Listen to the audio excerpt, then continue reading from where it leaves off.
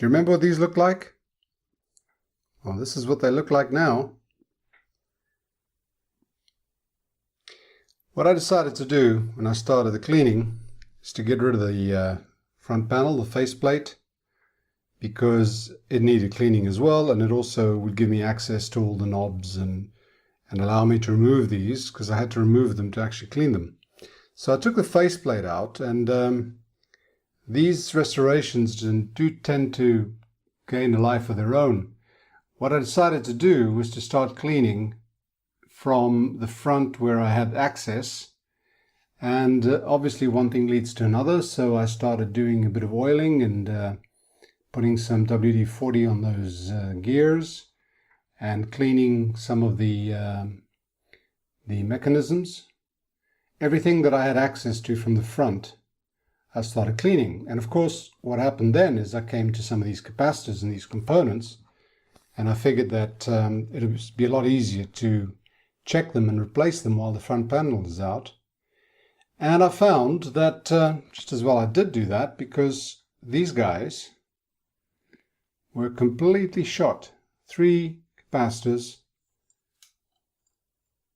In terms of value, they're about 8 to 10 times higher than they should be. So I replaced them. 2 of them were here. The resistors all checked perfectly fine. And then of course this was also accessible, so I checked those components, and that one of those capacitors comes out of here. So far I've cleaned the front, cleaned the knobs, put them back in, or the push buttons. I have cleaned the potentiometer, checked its value, and cleaned it with contact cleaner. And that's how I'm going along. This is sort of a clean slash restore that's happening here almost on its own. And the result is that I have quite a bit of painted parts of the schematic already.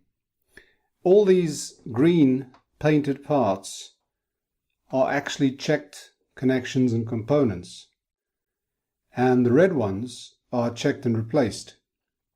So this starts sort of gaining a bit of life of its own, as I said, because the idea was to clean it first and do the restore later. And so basically my main priority was to get this thing ready to switch on for the first time with power going through to the radio.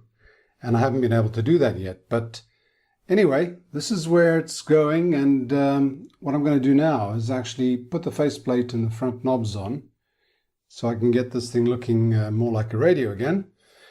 Continue the cleaning on the back end, or wherever I have access to, and till I get to the point where I'm comfortable enough to switch this on, and we'll see that for the first time. And yeah, I'll carry on. And here we are with the faceplate on, all cleaned up, looking really nice. If you remember what those knobs look like, quite a difference.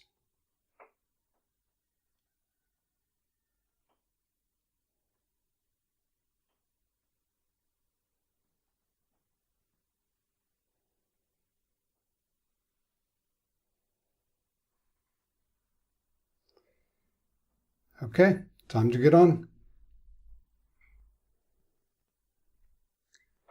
Right, so the cleaning has gone one step further. I've done the back, which, if you recall, was completely covered in grime. This little board here, you couldn't see the components because of the dirt and grime that was on it. So I have cleaned everything thoroughly, put this unit in its rig so that I can flip it around without a problem, and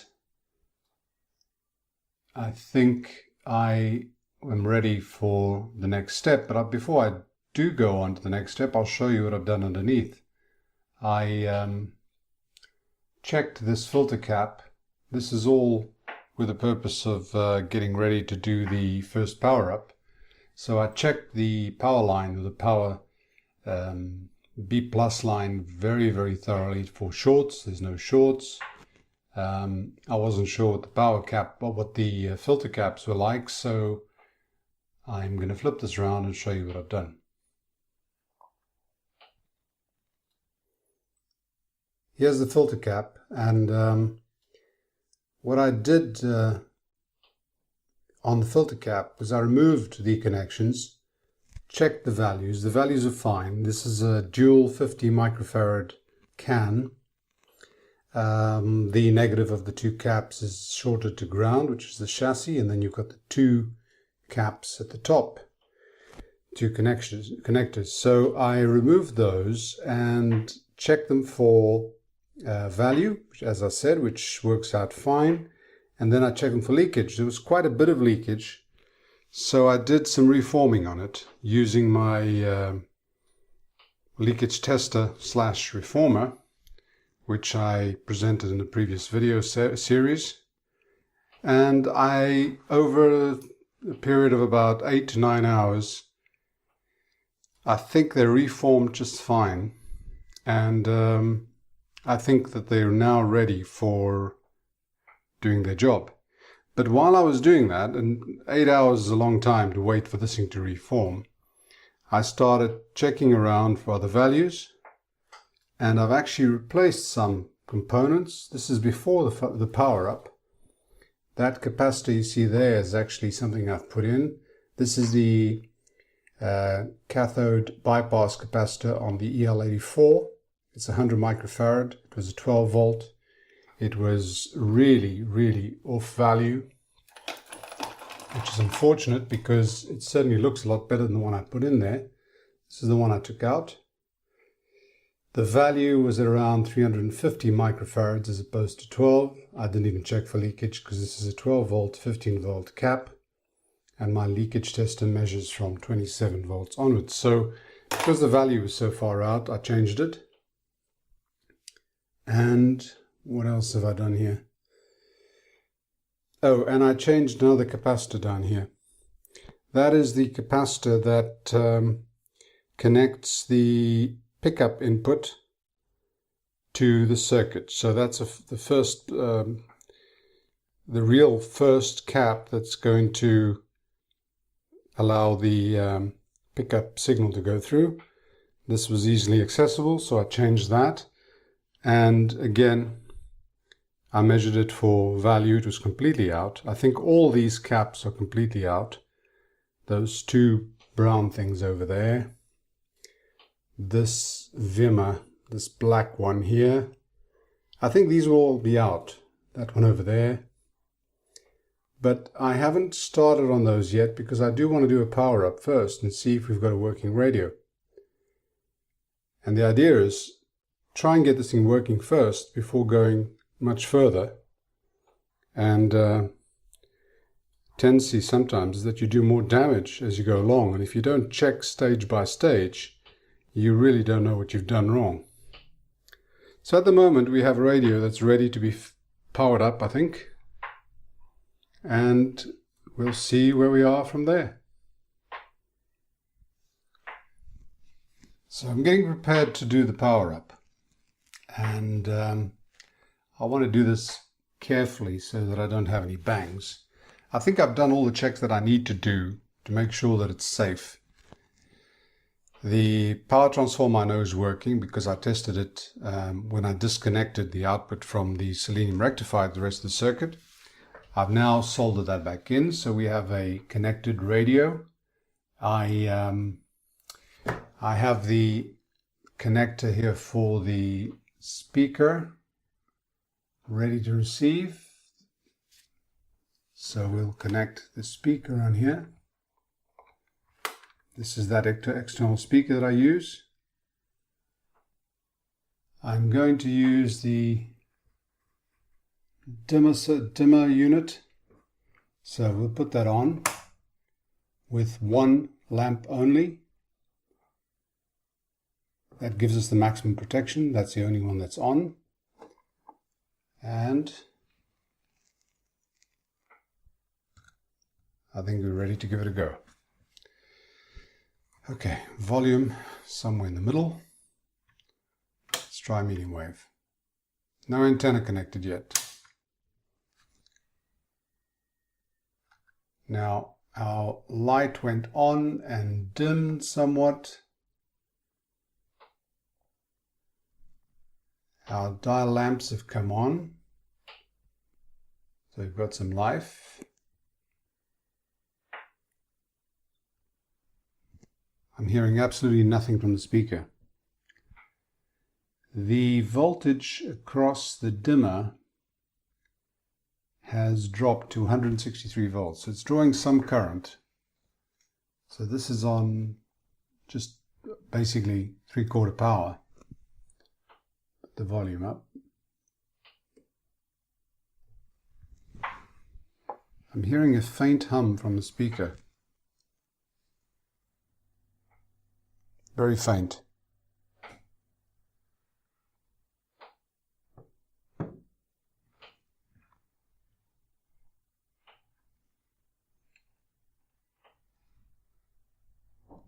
See if we get anything.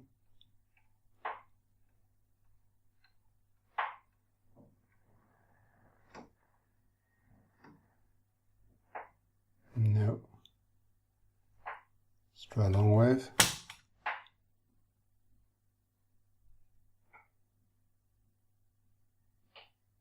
Don't hear any noises. I don't see any smoke either, which is a good thing. I won't even try FM just yet because with the lamp dimmer on max, the voltage is too low for that. But I'll put the lamp dimmer up one more, switching in the second lamp. Oh, we have some noise. Did I imagine that? The voltage coming in now is up to 204.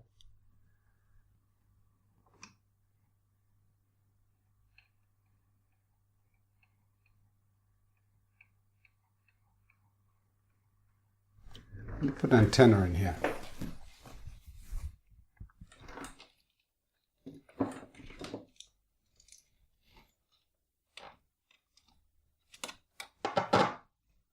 Oh, we hear something there.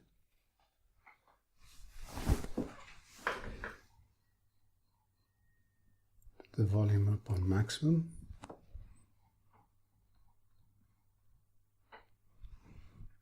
Just a little bit of hiss from the speaker. Very low. Nothing. Oh, FM's alive. Medium wave's alive. At least it's making the right noises.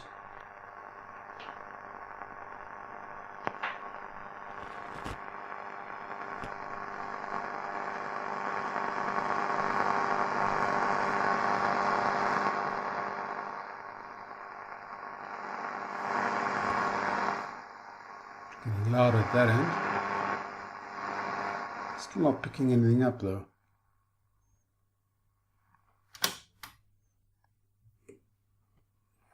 I'm putting on one more lamp. Okay, voltage is up to 217. So we've practically got full voltage coming across this.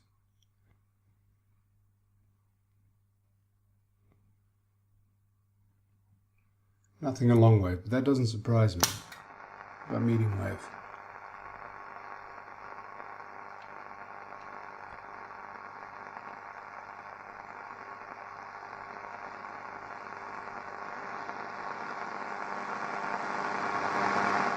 Just getting noisy at that end. Let's try FM now. Let's put in an FM antenna. Right, FM antenna's on.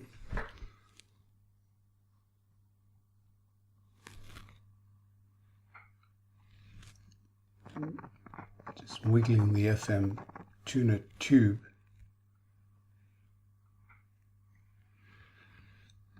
Nothing so far.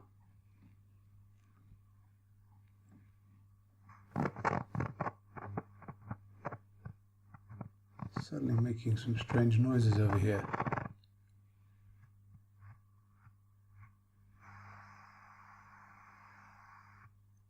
almost seems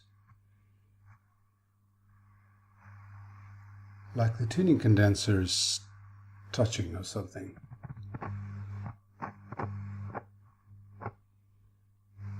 And it stops touching at these points.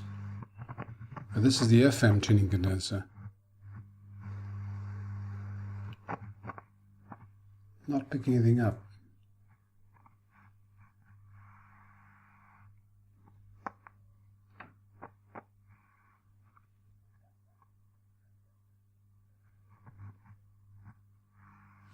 No joy. Right. This thing's deaf. Not a good thing. You always like to start with some reception and improve on it. So the first thing to do is to see if we can get this thing to receive and then improve it along the way. Now, with the discrepancy in the values of capacitors that I've found along the way, I'm actually not too surprised because they really are bad. The ones I've changed out have been completely off value. So what I'm going to do now is I want to check the power amp stage. So I'm going to put in a signal into the phono pickup and see if we get something. So I'm going to put in a 500 Hertz signal at an amplitude of 0.1 volts RMS. It's fairly low. I'm going to activate it and I'm going to put it in. I'm feeding this into the pickup input at the back. And now let's choose pickup. Let's see what we get. Volumes are minimum.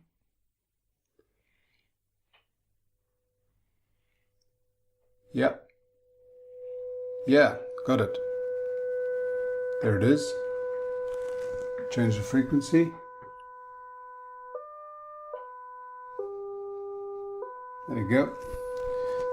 So the amplifier is working well. Let's test some other things while we're at it.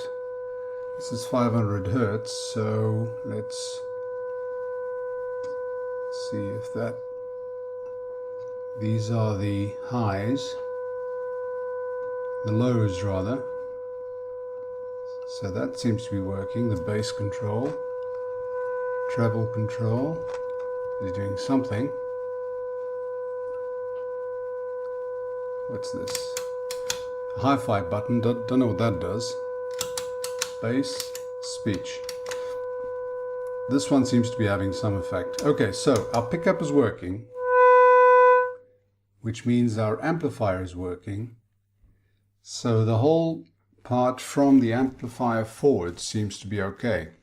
The problem then is the radio itself. Now, it could be tubes, it could be the tuning condenser shorted, it could be all sorts of things. I'm going to have a look at it and see one stage at a time what it is that we're getting and not getting here. But at least we know we have power, we have no smoke, we have the power amp section working fine. I'm going to clean the all these switchings. That could also be the problem. This could be making the radio deaf. So when you click pickup, when you connect pickup, it switches off the input from the radio section, the AF part of the radio section. So what I need to do now is I need to go back and see if there's anything coming through from the radio section. Actually, there's something else I can do right now, which is test. I'm going to feed a signal lightly coupled to the antenna on these bands, on the long wave and short wave, and see if I get a signal coming through. So I'm going to put in a, well, let's call it a 600 kilohertz on medium wave, call it 600 kilohertz signal, modulated with a 500 hertz signal on top, and see if we can pick up anything on the bands. That will tell us if the oscillator is working and if the IF transformers are okay. All right, let me set that up. So I'm going to feed in a 1 megahertz signal modulated at 30%, and I'm coupling it, just coupling it using this little homemade coil onto the ECH81. That's the first tube. That should give us something. Let's see if we pick up that signal here. Now the amplitude, I'm going to put it at 1 volt peak to peak. Because I'm coupling it indirectly, I'm putting it quite high. So let's see if we get anything. Volume up, 1 megahertz.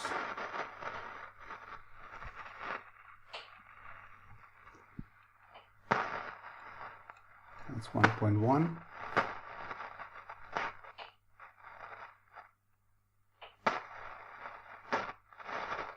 No tone over there. Nope.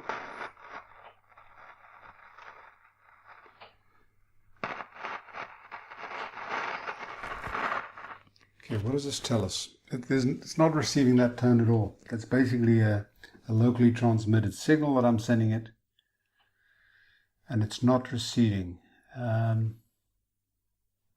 So the radio is deaf. Okay.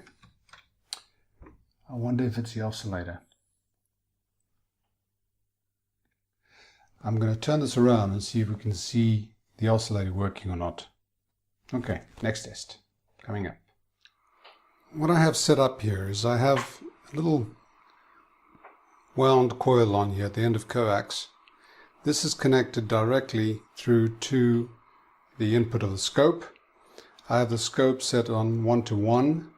I have the scope set on 2 millivolts per division, so maximum sensitivity. And what I'm going to do now is I'm going to probe the board here, or the underside, to see if I can see the local oscillator signal.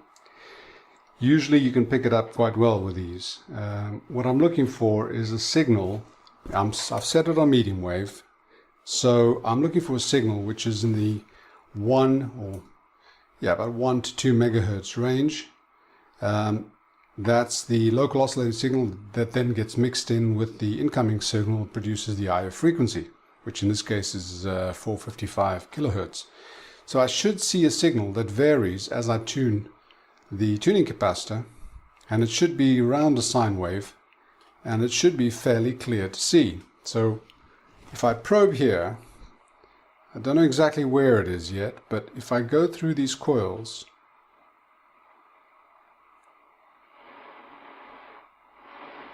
oh dear, I was hoping to show you, and I think I've just found our problem.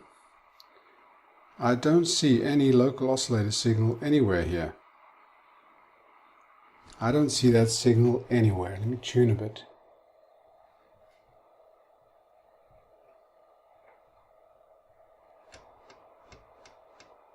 So I'm basically tuning from one end of the scale to the other, and I don't see that signal anywhere.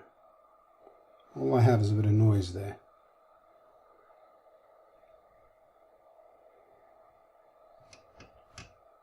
Now, we try on long wave. Same thing should happen, except it should be a lower frequency.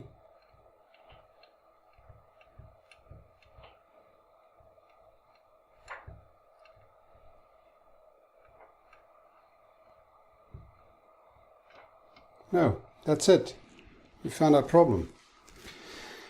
The reason our radio is deaf is that there's no local oscillator. Okay, well, that's told us more than I expected. So what I need to do now is go and repair or find the reason for the local oscillator not working. I think we should start hearing something. Okay, well, finding that the local oscillator is out is all fine and good, but I actually am not that surprised. There are some of these caps that are in that part of the circuit. I'm not sure which ones exactly, and I know that these caps, that one, those Wimmers, these bird turds, I know these guys are completely out, and I count, let's see, 1, 2, 3, 4, 5, 6, 6 visible on this end. I'm sure there's some more on the other side there. I count half a dozen of these that I'm going to change out first before actually probing for the problem with the local oscillator. These are no need to come out, so I'm going to change them out, and once that's done, I'll check again to see if the local oscillator signal is there, and if it is, well, we'll be able to take the next step. If it's not, then I'll be able to go a bit further, specifically into the local oscillator part of the circuit, and see why it's not working. So I think here we go. We've done our power up. We found that our power amp section is working. We fed the signal into the pickup input, and it came out pretty well with pretty good volume. The radio is deaf. We know that. We hear some of the noises, but no sound, no actual stations being tuned in. We know the local oscillator is not making itself visible.